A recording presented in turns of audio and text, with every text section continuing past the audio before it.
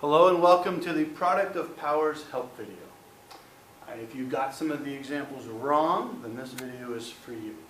I'm going to show you in a little bit more detail and a little bit slower how to do these three problems.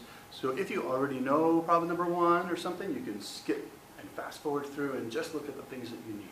If I'm going too slow for you, I'm sorry, but I'm going to go as slow as I can to be really thorough. Okay, problem number one. I look here. First, I want to check the coefficients, the big numbers. The 15 and the 10 are my big numbers. So the first thing I'm going to ask myself is, can those be divided? Can I divide 15 divided by 10? No. So then I'm going to treat them like fractions. Can I reduce the fraction 15 tenths?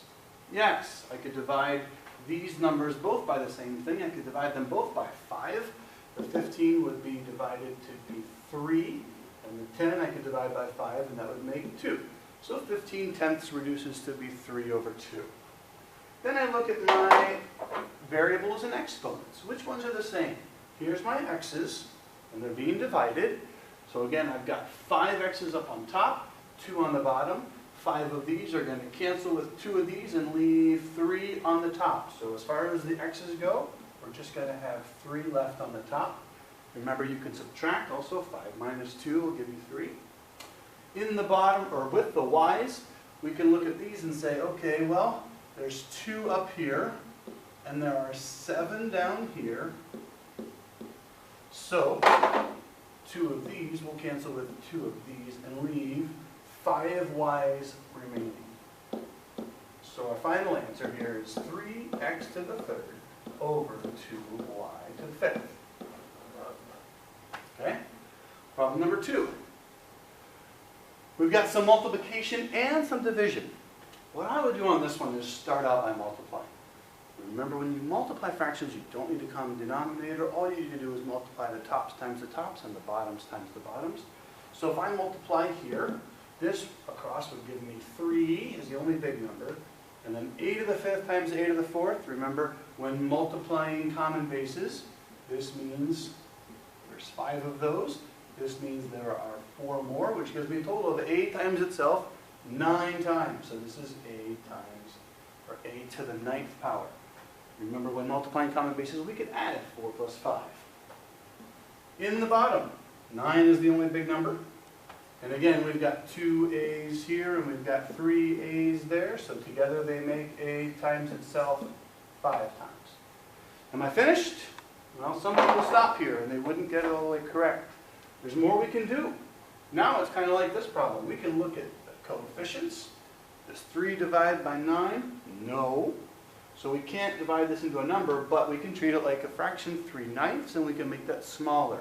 We can divide top and bottom both by 3, which gives me 1, and dividing by 3 gives me 3.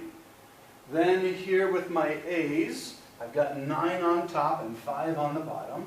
So 5 of these will cancel with 5 of these and leave how many left? 4. So these are going to leave a to the fourth left. You could also think 9 minus 5, because when you're dividing common bases, this is the quotient rule. When you're dividing common bases, you subtract the exponents. Now this would be an okay answer. I would accept it, but I'd like it even better. We don't need to write the 1. It's a to the fourth, or one of them. We don't really have to write the 1. It's a little bit more simplified if you just write a to the fourth over 3. I like that answer better.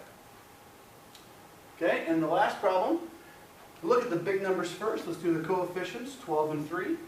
Does 12 divide by 3? Yeah, it does. It's 4.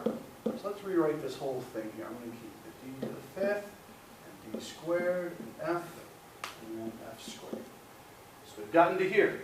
Now let's look at the d's. All the d's are up on top, so they are being multiplied together. When multiplying common bases, add the exponents. Hopefully that's something that you're thinking in your head now. So that's d to the fifth, and d squared makes d to the 7th, because again, there are 5, and then there are 2 more, and we're multiplying them all together. So now it's d to the 7th. Now the f's, there's no exponent here. So is it 0?